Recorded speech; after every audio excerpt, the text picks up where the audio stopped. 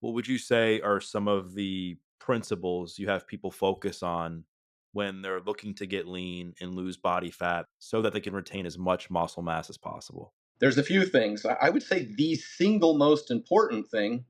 It's challenging. I think it's there's multiple things. I wouldn't want to just do one or the other.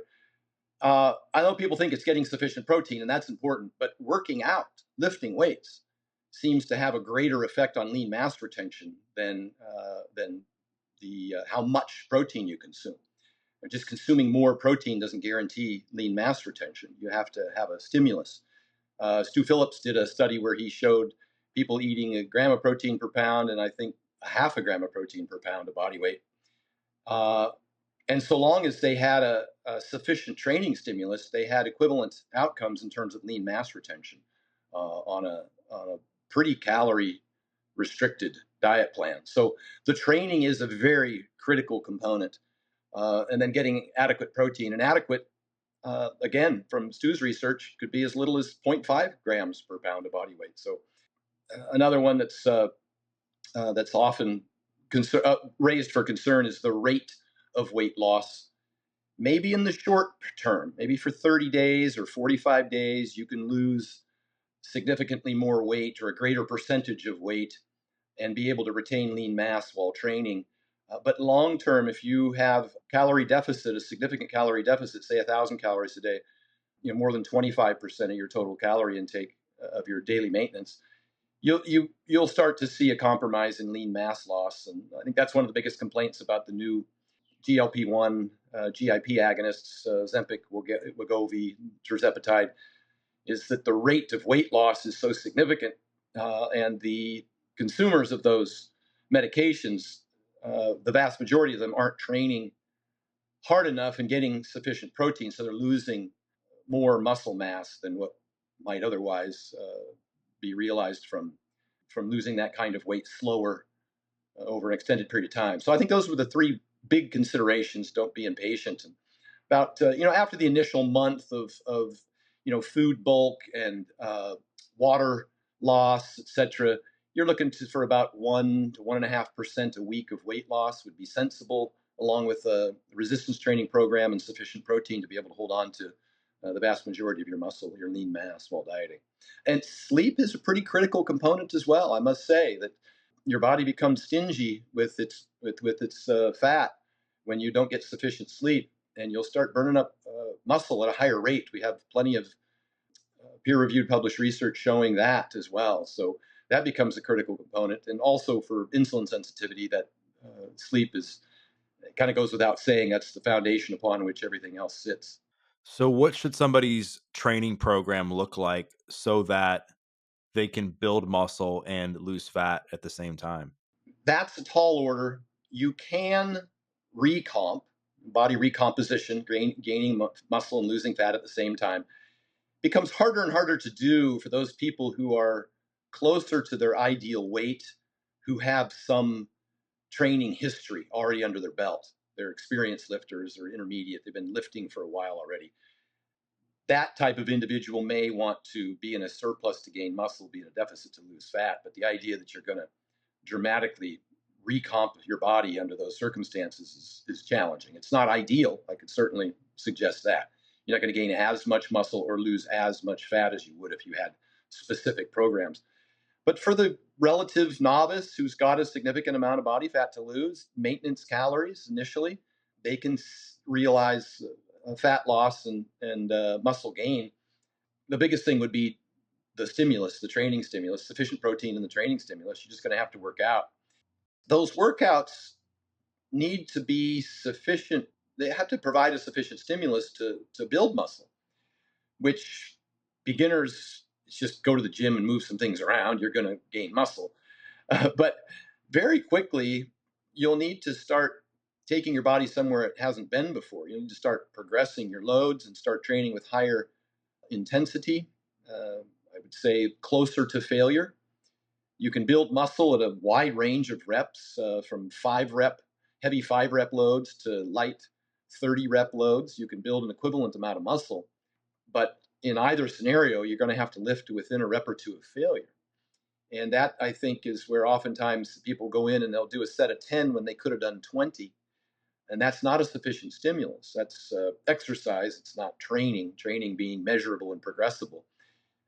This is why I'm not a big fan of battle ropes and burpees. I want people to actually engage in some sort of resistance training to a sufficient level of intensity and effort that they can affect some sort of response, some sort of adaptation. So they've actually built muscle over time. So I think that's the key thing, is that the training stimulus is sufficient, somewhere between 10 and 20 sets per week per body part. That could be done in 2 workouts a week, 2 full body workouts if you wanted to.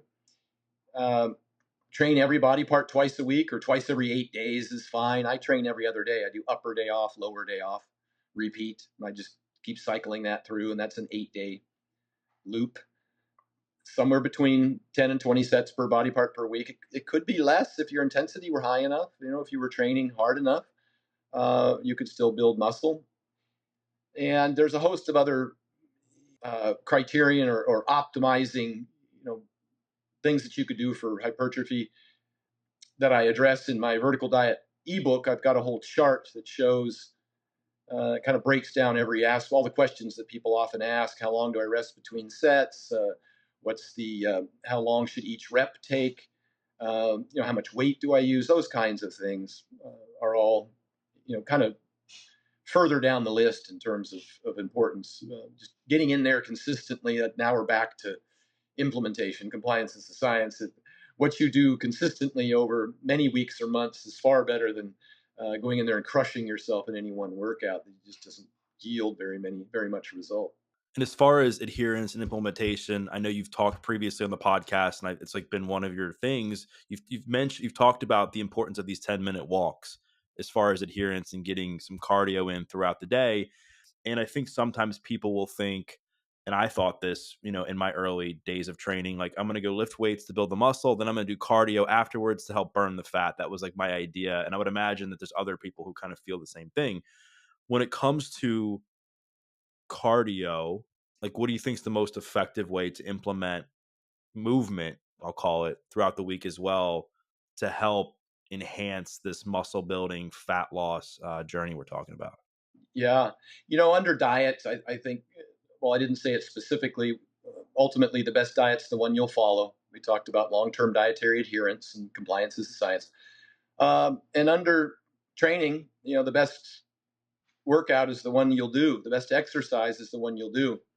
So there is no best form of cardio. I absolutely encourage everyone to lift some weights. That's one form of exercise that I think is mandatory for all the reasons we just discussed. The American Heart Association just recently came out with a position saying that resistance training and cardiovascular exercise are equivalent in their ability to reduce mortality risk.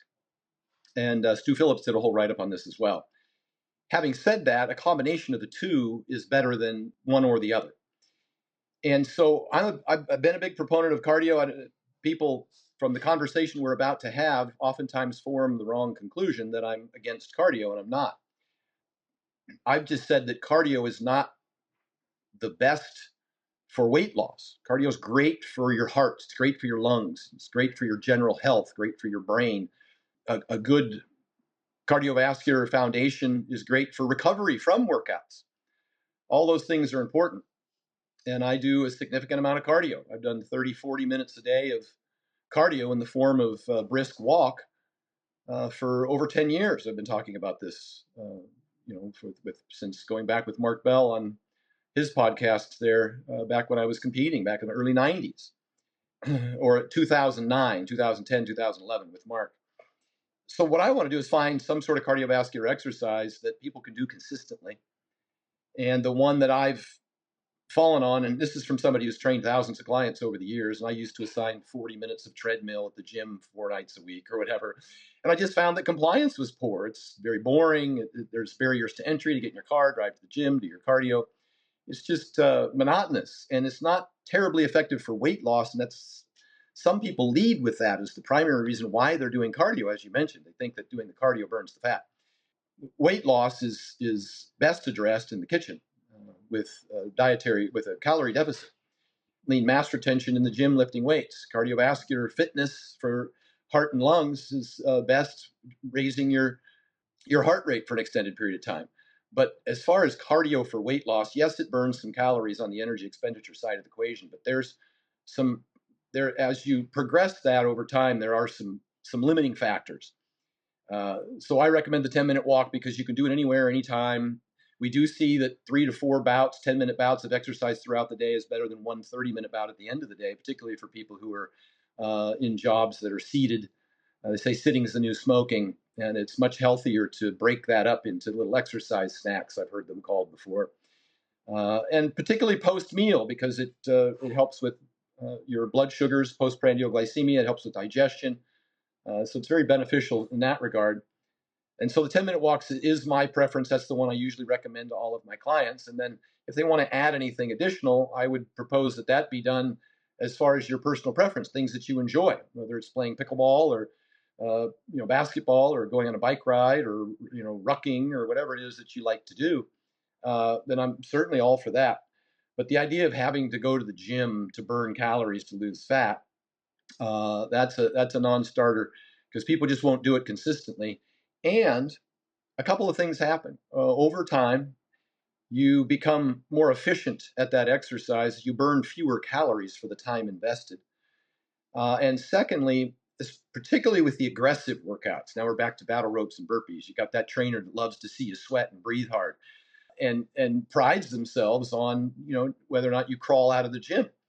Whether or not that was a sufficient stimulus to build muscle is very dependent on the type of training that you do. You're not going to build any muscle doing burpees and battle ropes, and whether or not you expose yourself to compensation, what we call the restrained energy model of obesity. You can end up going home and sitting more and eating more as a result of these high intensity workouts, and you that ends up maybe causing some right pocket, left pocket, where you burn a bunch of extra calories doing your workout, your exercise activity, then you go home and your non-exercise activity suffers. You walk fewer steps, you're standing less because you're seated, and your hunger goes up and you start eating more calories. So I think you have to be cautious how hard you train in a calorie deficit because you may just subject yourself to compensation where you sit more and eat more because you're tired all the time. And nobody wants to be tired all the time. It's hard enough to be in a calorie deficit. And then to go crush yourself or create a huge load of fatigue, now you're just walking around like a zombie. That's not sustainable. And that's one of the problems with diets is when they're over restrictive or they're too aggressive with the training, that people are just miserable all the time and then they're not going to stick to them. It has to be a lifestyle that's simple, sensible, and sustainable in order for you to adhere to it long term. You hear a lot that the more muscle mass you have, the more fat you burn. Why does that happen? Well, muscle is active in the body. It requires more calories to maintain itself. I would suggest it's not as significant as some people might claim. I always refer to it as the engine that burns the fuel. At rest, the numbers escape me, but 10 pounds of muscle might be 150 calories a day, and that would be an aggressive claim of extra calorie consumption at rest. When you start moving, you burn more calories. The muscle has a higher oxygen demand, and so not only is it going to help with your cardiovascular fitness when you start moving, but it's going to burn more calories. So there is a benefit there. It's definitely always wise to have more muscle and less fat, to a point within reason, and it benefits you metabolically. And so, yes, that is one of the things that we like to sell as a benefit of gaining lean muscle mass, but we don't want to over exaggerate the meaningfulness of it. As mentioned, 10 pounds of muscle might be 150 calories a day. It's not nothing, but it's not a pound. And so we have to be cautious, to make sure that people understand that it's multifactorial. That's just one of the many benefits of everything on both sides of the energy balance equation. This episode is brought to you by Element. Whether or not you're working out, hydration is so important. Water alone is key, but drinking water on its own sometimes just doesn't cut it. That's where Element electrolytes come in. They have formulated a science backed electrolyte ratio that tastes absolutely amazing. Plus, it doesn't have any sugar, artificial colors, or other sketchy ingredients to hold you back. I've been using Element for years, and my favorite flavor is definitely the citrus salt. I take it either first thing in the morning when I wake up or after a workout or a run. After taking it, I always feel replenished and ready to move on to the next thing I am doing. I know when I am properly hydrated, I perform and feel my best. So if you're looking to optimize your hydration, go to drinklmnt.com/DougBopst to get a free sample pack with any purchase. Again, go to drinklmnt.com/DougBopst or click the link below for a free sample pack with any purchase. Now back to the show.